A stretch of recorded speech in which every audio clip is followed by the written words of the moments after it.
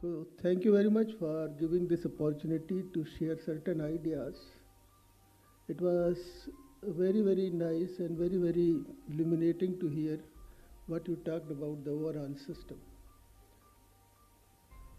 I am probably the oldest doctor sitting over here. I have got 50-year experience of working in the healthcare, and I had a career in Safdarjung Hospital, and thereafter I had a career in Government of India, Ministry of Health. Safdarjung was about 30 years and Ministry was about 13 years.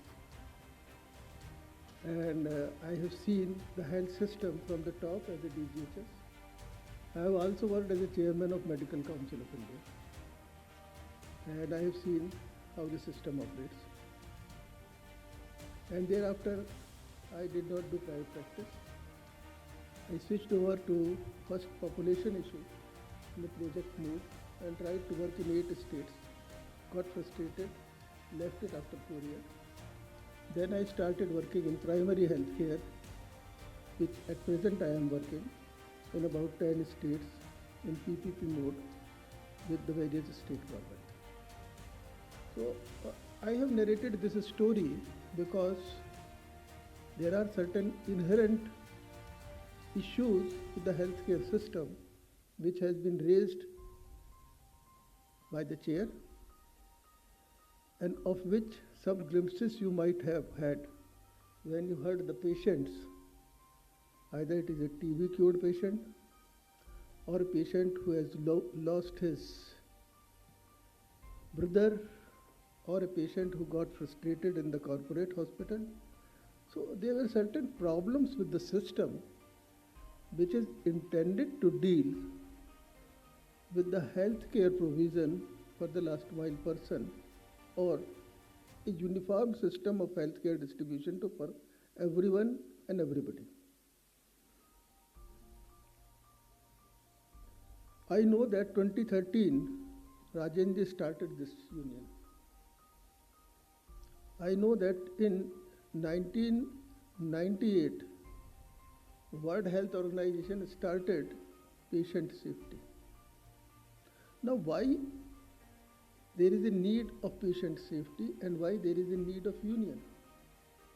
Safety comes at the time when the hospital is not going to provide the health care, compromising the safety of the patient who is there and resulting in mishaps. And union comes when there is a organized assault on the wellness of the patient and they want to unite and raise their voice. Now these two movements, which has started long back, mostly they are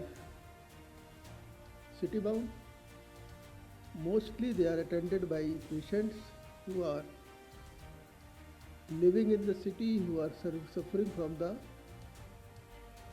major problems, of which largely some are incurable, some are emergency where the care is not provided, some are of neglect on account of treatment from the side of doctor.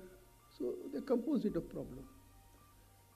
But if we look at the distribution of the patient and look on the other side, the healthcare system,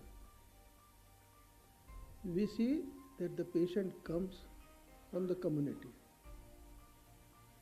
And the first unit in the community, population size wise, is a block. And as far as the health facility is concerned, it is sub-center. And there is a bottoms-up approach. Then small island of excellence, what Sri Alfonso has started, can be picked up. The success story can be analyzed and replicated. I don't know why it has not happened, but it should happen.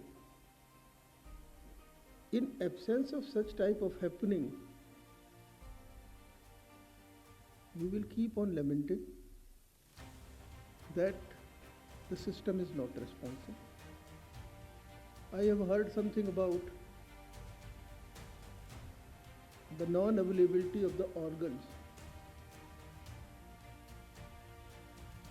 Yes, it is a problem, but simultaneously it is also a reality. We have got large number of unclaimed body on the roadside accident where the organs are available.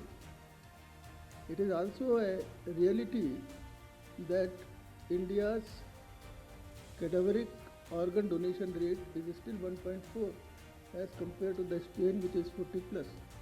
So all these things we have to keep in mind, that when we talk about the patient union, when we talk about the voice of the patient, we have to take care of the people's voice in real term.